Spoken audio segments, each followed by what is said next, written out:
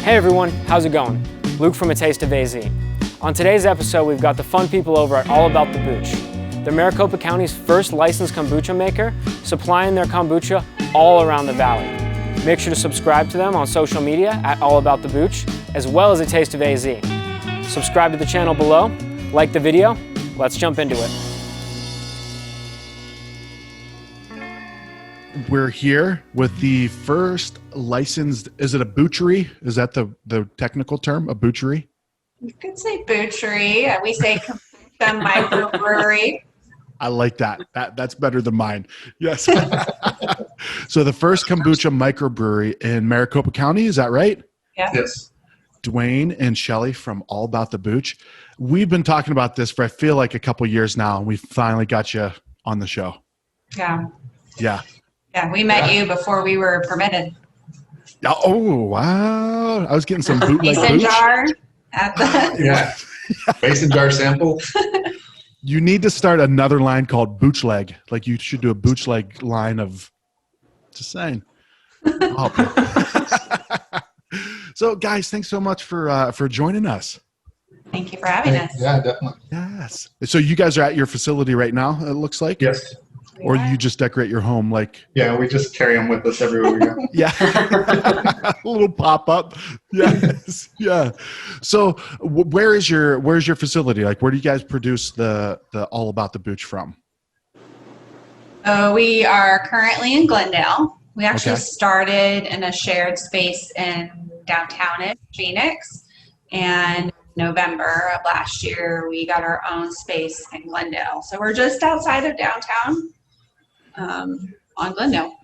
Yeah, blazing the trail for kombucha in Maricopa County.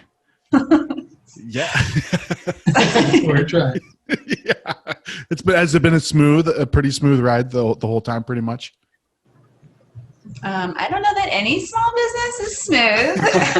Especially with the pandemic going on. And a pandemic. Yeah. And summer. It's been relatively smooth. I mean, being the first. So we started as home brewers. So we had to figure out, obviously, how to have a commercial. Yeah. Being the first, there was a lot to kind of figure out on our own. But I would say, like, from a smooth perspective, it's been very organic. Okay. And that's how we like it. The growth and everything that's happened, it sounds very hippie. And he keeps joking with me that I'm getting more and more hippie as we go. But almost like all the big decisions and things that have happened along the way have kind of just fallen into place. Okay. Yeah. Organically. It's pretty weird when you look back at it. Is it one of those things though, like, you know, they say the overnight success of like, oh yeah, but you didn't see the 10 years it took to get to the overnight, right? Yeah. Right. We're not an overnight. No. We're at Yeah. over 2 years. It was 2 years in April that we got permitted. I do tell myself when I'm, washing equipment or whatever, and my back hurts and I might want to cry, that like one day I'm going to look back at this and remember when we had to do that? And, I'm waiting for that moment. But you think about it, any business has that, the blood, sweat, and tears put into it to, establish. There's So. definitely been some tears. Yeah. Yeah. Well, I'm trying not to cry, but Dwayne, we know you're the one. I can see. Yeah. For me too, it looks like sweat, but those are tears. Where did it start? You said you started off as home brewers, right? So our kids went to Montessori downtown Phoenix, very small school, and they had this very small parent-teacher mixer. And we went, and the kit was on the silent auction table, and we won. And we'd never made kombucha before, never drank kombucha before, just generally knew it was good for us. We had a friend that was brewing some at home, but we never even had his.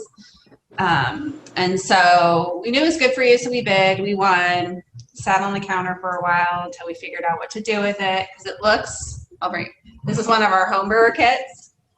It's something like this. Oh, yeah. Although the kit that we got didn't even come with the glass container. This was in a bag. Sat on the counter, and I'm like, what do you do with this? Very beautiful. And it's very in its own way, right? Yeah, it It's is. got a face only a mother can love. Totally. Exactly. Yeah. So we just started brewing at home, and we started with the 1 gallon kit, and we eventually got to 10 gallons, and we just started talking to local chefs and business owners and picking their brains, because we noticed, like, at the farmers markets, there was nobody selling it locally. When you go into a restaurant, I mean, we were addicted. We still are. And I would look for it on the menu, and it wasn't there. And so we just started asking around. And one of the people that we talked to in the process was Suzette Smith with Garden Goddess Ferments. Oh, nice. I reached out to her, and I just said, can we meet? Like, if anybody knows why it's not at the farmer's market, it was going to be her. And we met and we talked, and a few months later, she called back and said, I'm opening my own kitchen. Do you want to move in and make kombucha?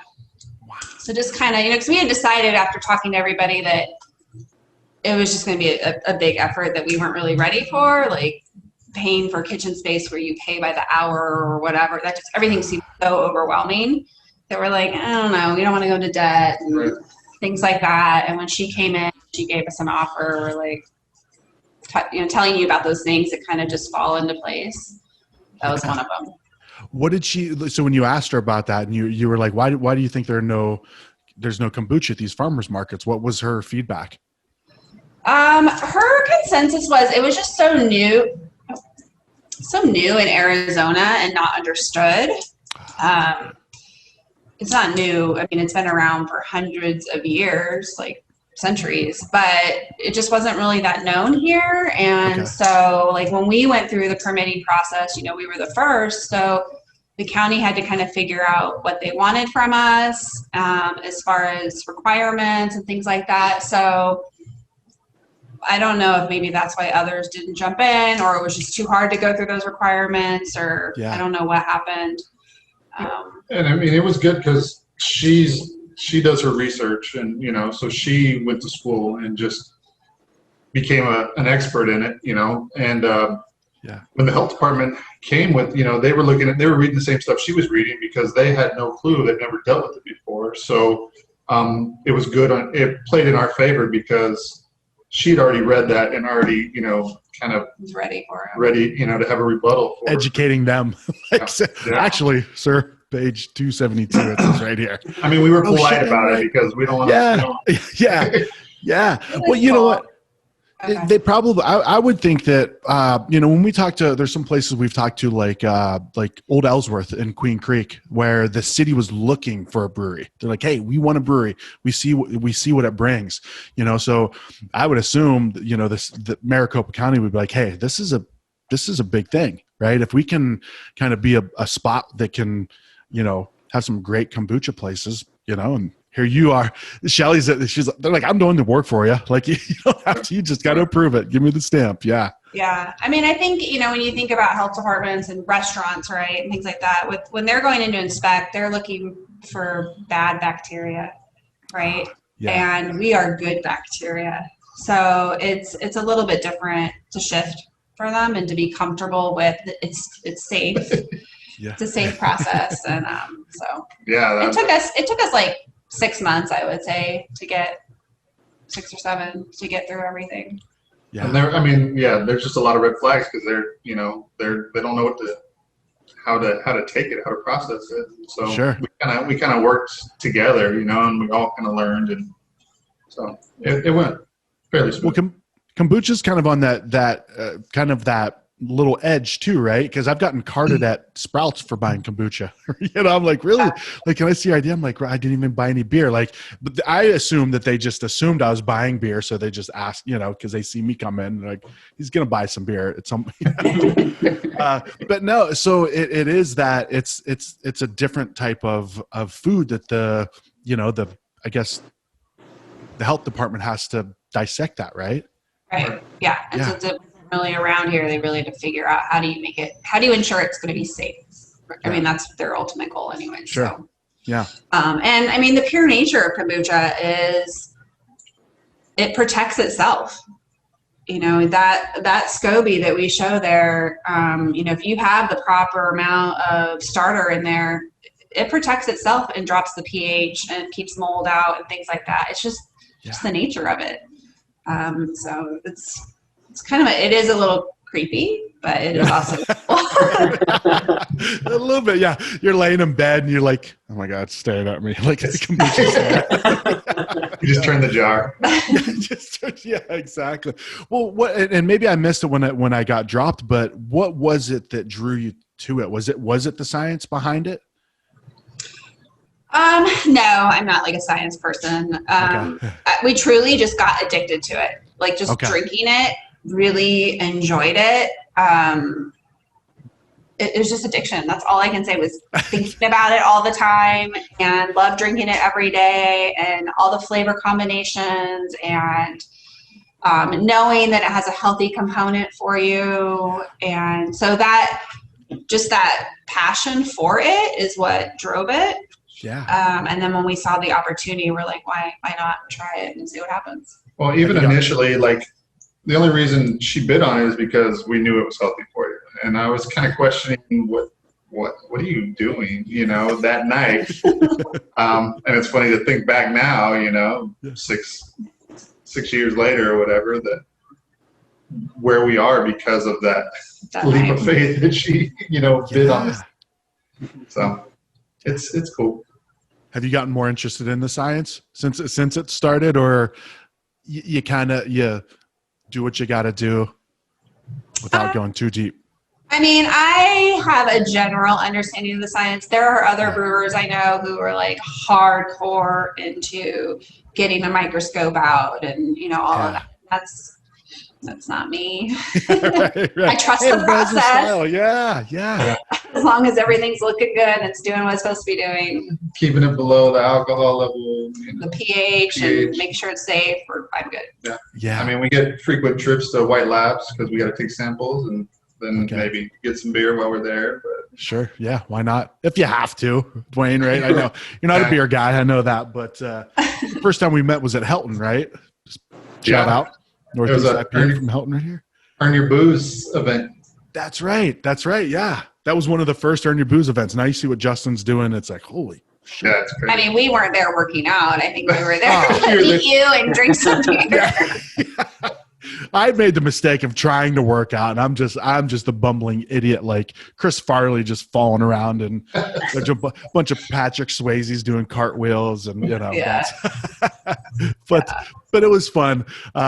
So you guys, you start the process, you get the license, right? Well, one thing Luke and I talked, there's a lot of similarities with, we talked with Shrubwell yesterday, and they were talking about you guys, blazing that trail of helping the county understand what needs to be done for certain types of food products. But also the farmers market aspect of it is really, Dwayne, we met a couple of days ago. You guys gave us some kombucha. Thank you very much. We have, I don't know about Luke, but I'm about to crack mine open here. I'm already sipping mine. Are you? Nice. Yeah. But the farmers market was where, that's kind of where it started, right? Oh, we actually didn't start farmers markets. Oh, okay. All right. Yeah. Our whole initial beginning was wholesale, bars, restaurants, okay, retail. That was where we started, more behind the scenes. We still work full time. We have 2 kids. And so farmers market at the moment was too overwhelming of a commitment. Okay. Sure. We actually didn't start farmers markets until the end of March when the pandemic hit. We did some, I would take that back. We did some last year at Scottsdale, but it was kind of every other week or whatever. But in March when the pandemic hit and, we're servicing bars and restaurants and office buildings, we all know what happened there. Business started to really slow down, and Mesa invited us out and said, you guys want to come out and sell your product this way? So we started at Mesa and then we just added Glendale. Like a month or 2 ago. Okay. Yeah. So it was an adapt and overcome, and it's turned out well. I mean, we're grinding, but I think everybody right now is. So we just roll with the punches. Yeah, exactly. So, and Dwayne, I got to mention you're a retired police officer. Or are you still active police officer? I'm working in probation. Gotcha. Okay. So you know what it's like to have pressure, right? So now that you got the pressure of a business, right? Once that kind of started rolling, of like, oh shit, things are rolling. Was there a point where you guys are like, all right, this is really taking off at this point? I would say like coming into this year, which was our second full year of business, Okay. things were really like on the up. We had a lot of accounts going. We had some large accounts, and we were projecting like this is the year. I mean, I was starting to think about, am I going to cut back on my job? Am I going to leave my job? And he's got pension coming. Like he's going to ride it out. Should we get employees? Like all those thoughts started to happen in like January, and then March came, and so that's all on hold. Right. So we have our family helps us, and like Dwayne said, we were able to pivot with the markets, and we've gotten new customers, and some of our other customers haven't even opened yet. Some of them are open, but their volume is still slower because they're takeout, or they're just not normal operations. Yeah. So we're paying the bills and all of that, but that projection and all of that is just going to delay us. Not the way. Not happening right now. Yeah. That like it's so sad, but that's the continuing theme when we're talking with people, and it's I don't know, Luca, maybe you can kind of add to this, but it's a testament to the Arizona food and beverage scene, right? We're talking to all these people that are saying, hey, we were just on the cusp. So the more and more people that I see as individually as it's like, shit, man, that sucks, right? But as a collective, it's like, okay, we were all at that precipice then. Like we were all there. So we're all still there. It's cool. It's a cool family mentality, I think. That's very true. Thinking back, okay, like if you think about February and March, the good old days where Devour, remember you would just go out to the bars and the restaurants. And everything was so active. And what we really loved about going into this business is just the food community and getting to know these restaurant owners and the bartenders. And, we love to go there and we know them. And it's such a different feeling when you're immersed in the community. And so, everybody was doing great, and now everybody's not, like you said. And so when I get low, I do think about that. Like I'm not alone, right? Everybody is struggling right now, and I can't get too hard on myself because we're just going to get by. Like that's all I got to do is just get by. We can grow later. Let's just survive. Just maintain, just like everybody else. And, I know that some places have closed or going to close, and that's super sad. Like, I hope they can come back later. Sure. It's going to be crazy to see the long-term effects of this. Right. Yep. But we've got a good community here. Everybody's kind of cheering, it's like, I don't want to run anymore. And you got somebody ahead of you like, come on, man, you got this. 5 minutes later, you're telling them to come on. Right. It's just, it's a really interesting thing. And I think that's one of the advantages of Arizona food and beverages. Everybody's young in this, right? Everybody is, I think it was 5 years ago that they changed the law. So that's when all the breweries started to expand, so that's not that long ago. And are you guys looking at this now thinking, all right, you guys are both working like, oh shit, I'm so glad we didn't take that leap, a couple months before? I definitely feel fortunate for that. There are people out there who don't have those steady incomes behind them, and I definitely feel for them. So when like grants and stuff were being offered and people were like, why don't you go get that money? Go get it. And maybe this is stupid, but I said, no, I don't need it. I have a full-time job. We have money that I can pull from if we need to. Right. There are other people out there who need it way more than me. And maybe that's super naive, but that's what we did. We didn't take the money and stuff like that. Yeah. So I feel fortunate, but I know there's some people who are not that fortunate, and we recognize that for sure. Yeah. And we're trying to help out, eating local and, just,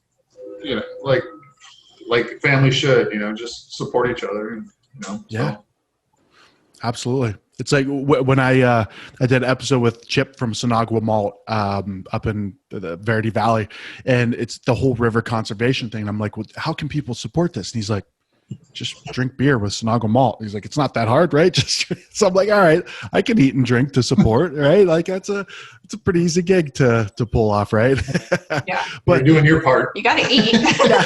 oh, I think I'm doing like 3 people's parts, Dwayne. I'll be honest with you. Like I need to slow down. Yeah. So, well, what makes your guys' approach and what makes All About the Booch different? I would say, I mean, for us, we try to be, we want to keep it local. So we firmly believe that kombucha is a live fermented beverage. It is best consumed right here in your local community. You know, we've had people have asked like, oh, will you expand here or whatever? If we did, we would put a brewery there and not, you know, ship it across country and deal with. That's just how we believe. We're not in it to become millionaires. Like that's not, you know, if this can become like a comfortable living, then that's awesome. If not, it's a lot of work, but it's still fun. We're having a blast, you know, and that's the biggest thing is we're working together, you know, and we spend probably way too much time together, but we're not trying to kill each other either, you know. It brought us together. So before all this business happened, you know, during the day we may or may not talk while we're each at work, and now we talk constantly. We're together constantly. His family's helping. They live here in town. The girls have been helping more. They're at the farmers markets. If you come out now, like you're going to see 1 or 2 of them. So, you know, back to your point about what makes us different, I think we just want to be local. We want to be fresh. We've actually we've self-imposed a shorter shelf life that have gone months on end or whatever, and we actually have a shorter shelf life because it's 5 weeks right now. We want it to taste the best as possible, and we know the challenges with that shorter shelf life. But you know that we do weekly bottling, weekly deliveries, you know, all of that. So I think and then we just try to be super transparent. That's just a huge thing of ours. You know, our Instagram account started as a hobby account, and if you scroll down to the very first post, it's my very first brew. And I have shared our brewing adventures, and I share our business adventures, and I share the ups and the downs, and you know, that's just something that we've always done, and we keep it in the back of our minds. Like if something big is happening, we tell ourselves, like, we always say we're gonna be transparent. We need to come out and say something to our customers. Okay. It's not feel right to not say something. Right. Meaning like with local, like recent issues, like race issues and things like that. Like, correct. Those types of things. Yeah. So, you know, when a couple months ago, the Black Lives Matter thing kind of, you know, got more momentum and stuff like that, you know, we sat back and we're like, do we say something? Do we not say something? And I'm like, we have to say something. Like we've always said something, right? And so we actually, and then that thought went one more step, and we said, no, we're not going to say something. We're going to do something, right? Everybody out there was saying the same canned message. It was annoying me to see all these large companies say, diversity, you know, whatever. Like it was the same, literally the same email. Sure. Yeah. And I was like, that's okay, thanks. So, you know, we're like, we're going to do something. So I talked to him. I'm like, all right, so I think we should change our business model. And each month we're going to pick a local nonprofit that is focused on making this community better. And we're going to donate a portion of our sales to them. Wow, so the first organization, which was in the midst of this, was the Black Chamber of Arizona. So I will be getting that donation out.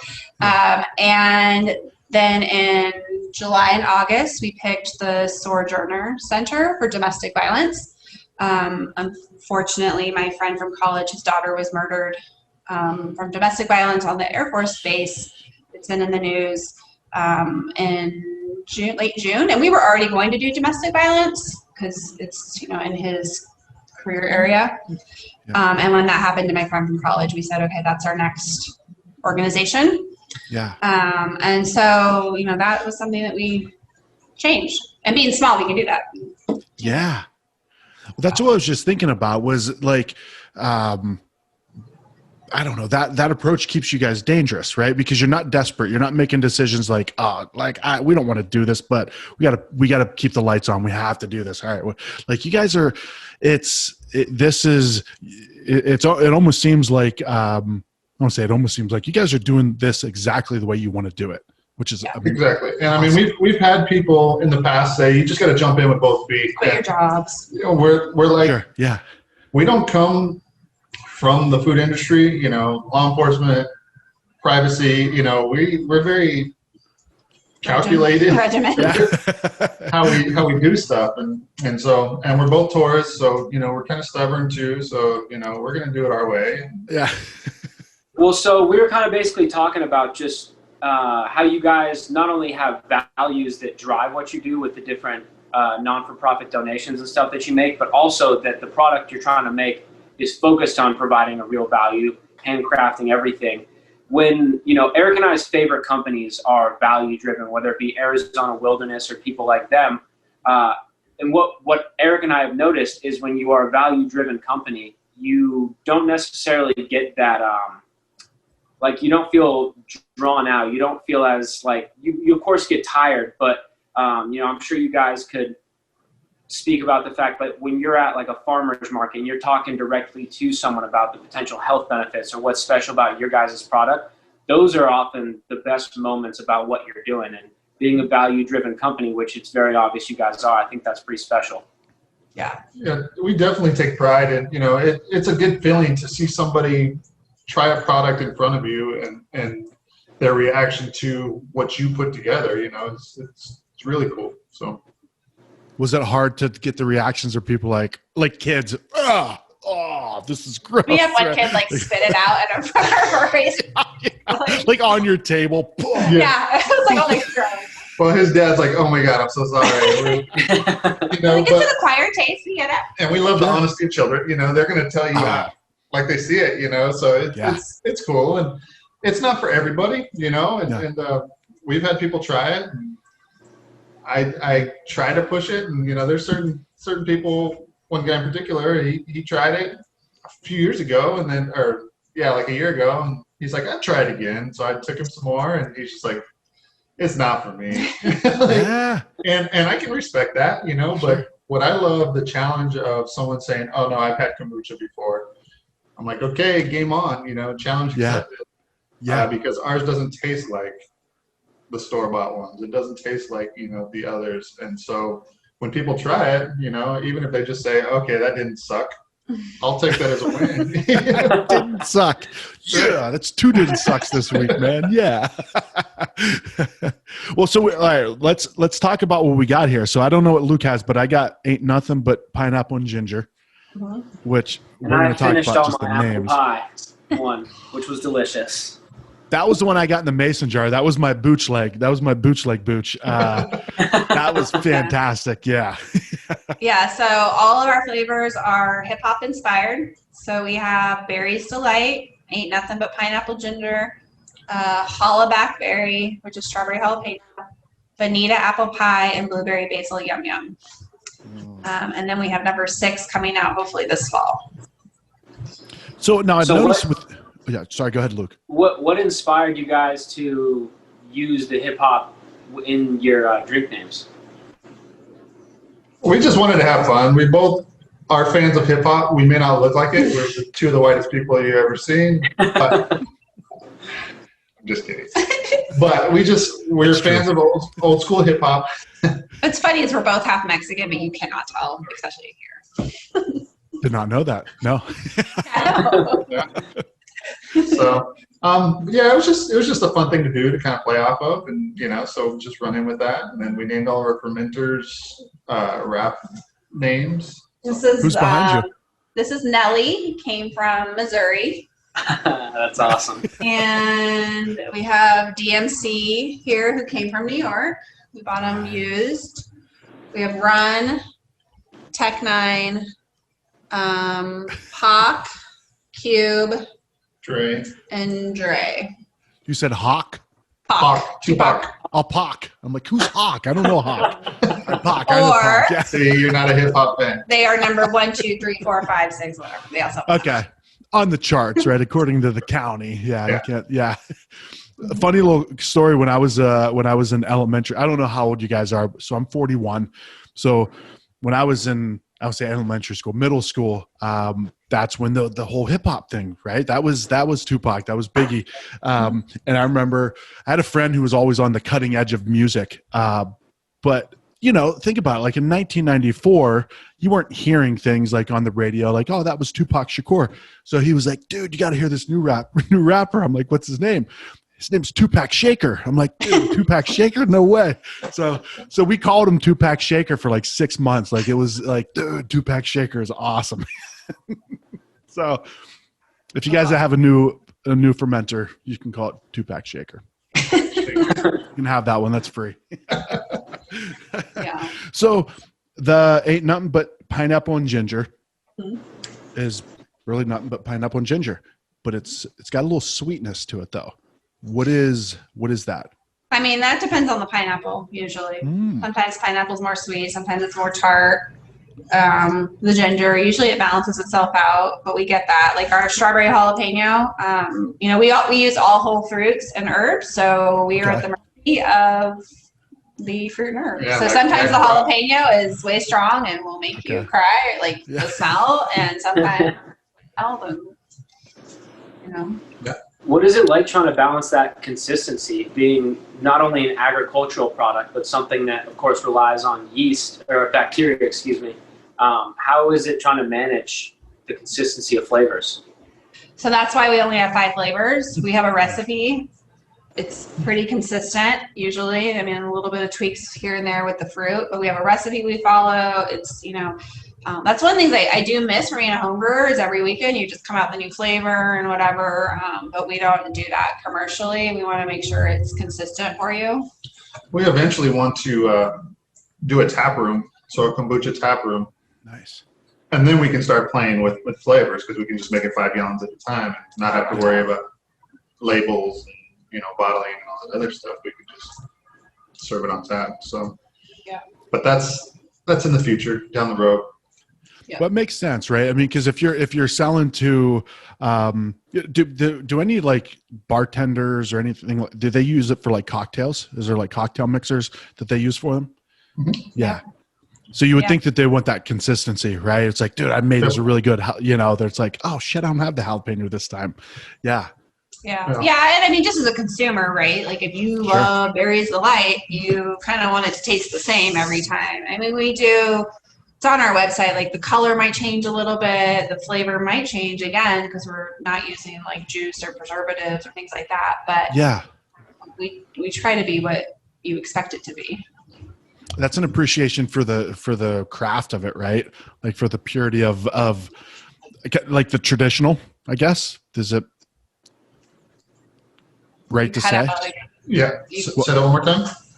So like it's leaving it up to I don't know if you guys are familiar with Jester King in Austin, right? They do all spontaneous fermentation with their brewing. So they're very open. Like this year's batch is not going to taste like last year's batch, but you're tasting the microbes and the cultures from Texas high country and the water that's here. So it's a very localized, kind of same vein. Yeah. Yeah. I mean, we have our same culture. We always use the same tea.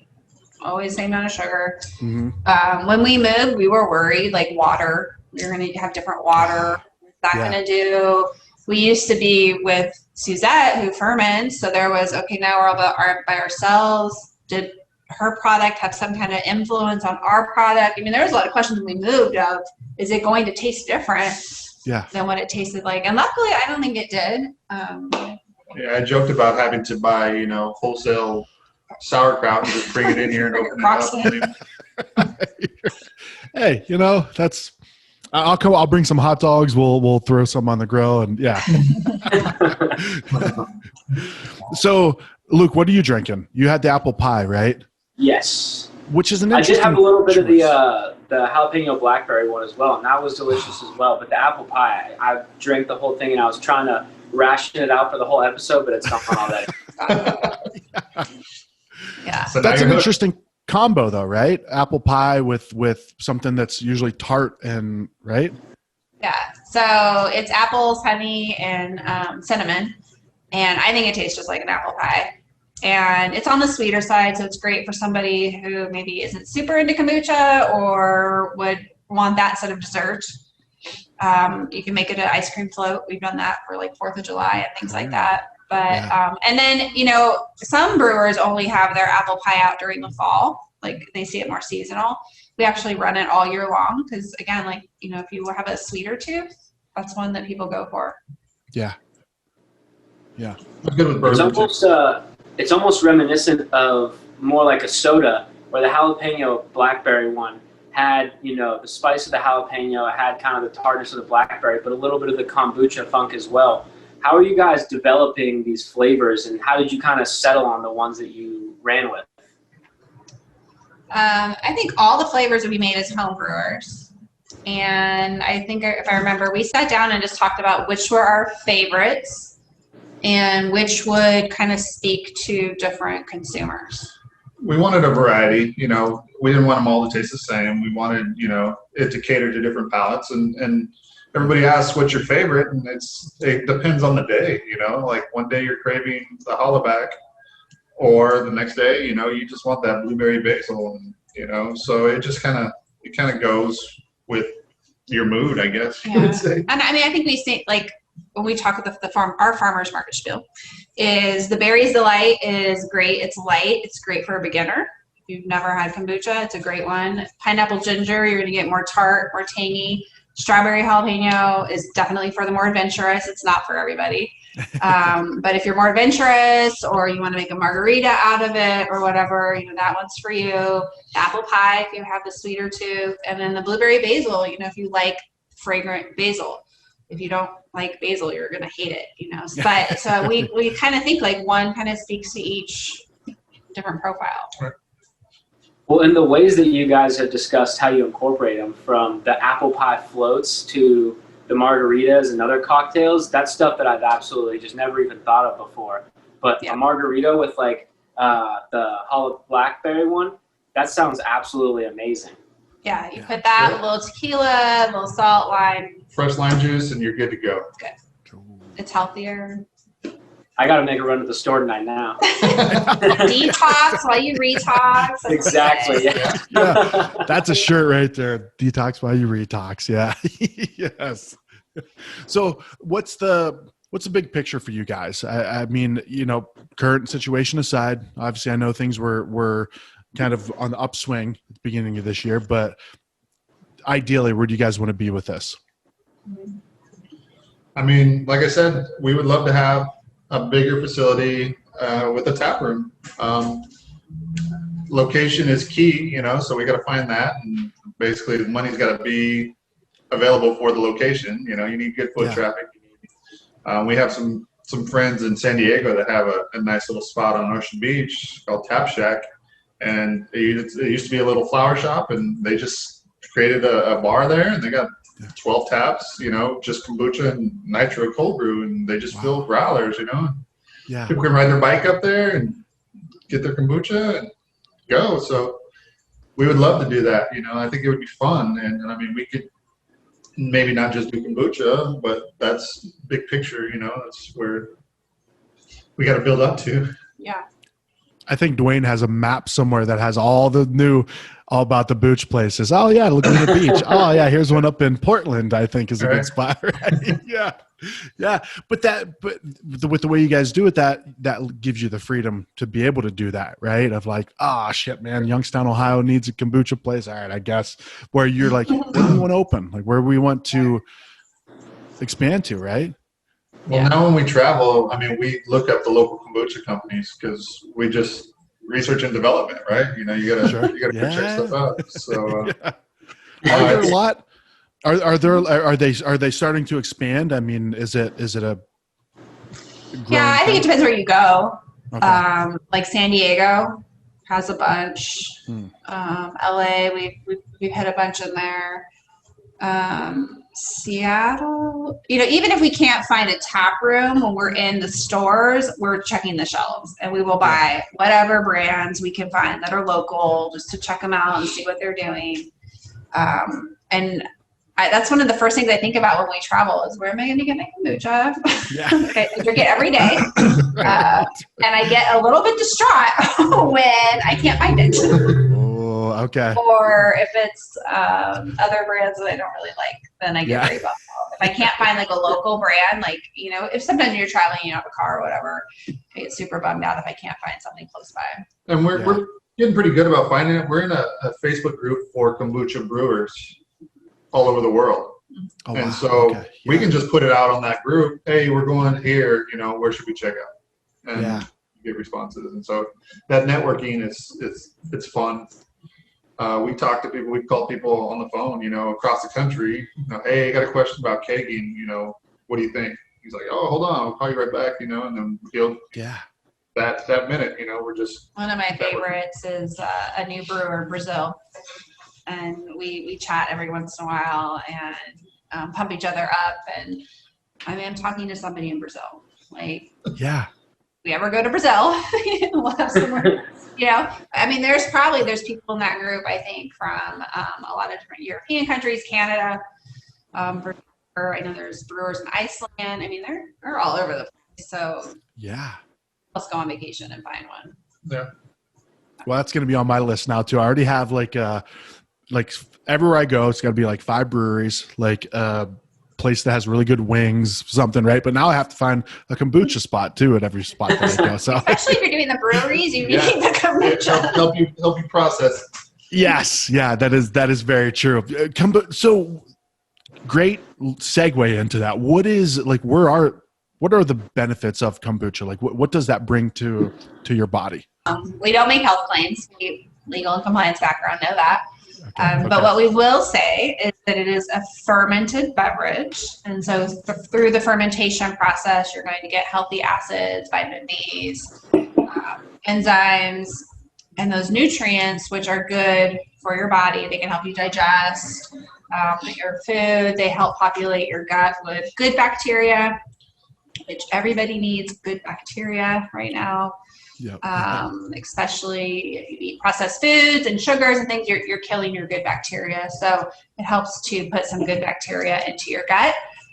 We've heard different things, like you can tell your So I used to have acid reflux really bad to the point where I was taking medication, and I'm no longer on that. I don't use that at all, you know. So I can feel something coming on. I'll just drink some kombucha, apple cider vinegar, you know, kind of get me back right. So I mean, we just tell people whatever it does for you, it does for you. And we hope, and if anything, it is a healthier drink than soda. That is true. Yes. Yes. Well, Dwayne, that's interesting. I like to say that next to our sorry. We like to say that at the farmer's market when we're next to our soda friends. Yeah. Simple soda. Simple soda. They're right next to us. They're like, it's a healthy alternative to soda. No, their soda is very good. Talk to them. You should talk to them. Who is the soda company? Simple soda. Oh, okay. We got to get them for sure. Their soda, we're good with it. It's water, it's sugar, it's fruit. That's good. Not crazy chemicals. But everybody else, no. You guys mentioned, long term, how you're hoping to eventually get a place and all that, get a tap room and whatnot. But over the next few months, do you guys have plans beyond just showing up at some farmers markets and keep slanging kombucha? No, I mean, we have the 2 markets, which I think are going to pick up for fall. Hopefully, we'd love to add another market that will involve an employee. So we'll see if we go that route. And then we're just continuing to look for new wholesale accounts, bring them on. And we just did a virtual kombucha brewing class this past weekend, and it went really well. So maybe we'll do another one in the fall. Normally we do that in person, but we did it on Zoom and it worked. So we're just going to stay status quo, for the rest of the year. You do have a new flavor coming out soon as well, you said, right? Yeah, labels are printed. We just need to go get it tested. It's so hot right now. I don't really want to deal with shipping it to San Diego and stuff. So unless we get a trip into San Diego, I'm going to wait till it cools down a little bit to get it ready to go. Can we get the exclusive news break on what the flavor is exactly, or is that still secret? It is beets and ginger, and it is called it's called Funky Little Beet. Funky Little Beets, is that what it is? Beet, yeah. So Oh, that's awesome. There's a reference there. Yeah. Go old school. I love lyrics, not only the hip hop play on words, but how well they play into the actual ingredients. It's pretty epic. I love it. It's a family event. Like our daughter helps, and we all just kind of think about what would be a good play that a hip hop fan would appreciate, but somebody who doesn't know hip hop would not think it's insane, right? So yeah, like what? I'll admit the Hall of Blackberry went over my head at first, but now I totally get it, of course. But the Bonita Apple Pie, I got that one right away, and I was like, oh, that's pretty awesome. I didn't necessarily know that it went through all of them, but that's pretty cool. Yeah. Well, so I guess last thing is, where can people find your kombucha now? Just all the different places that people can expect to see it. So if you go on our website, allaboutthebooch.com, there's a where to find us link where you can get all of our retailers. I'm trying to keep it current with who's open, who's closed right now with COVID and all that. And then we have a website called All About the Ferments. And that's where you can actually order from us directly, and you can pick up at the farmer's market. We have home delivery. You can come here and pick it up. We do 32-ounce growlers and 16-ounce bottles. And then we also have like the kits and scobies and some merch on that site. So, and then Instagram and Facebook and TikTok. You're on TikTok. I'm trying really hard for TikTok. Well, very cool. Well, everyone go get some All About the Booch kombucha from any number of one of those places. And yeah, thanks so much for joining us today. All right. Thank you. Thank you. Talk soon. Bye. All right. Bye.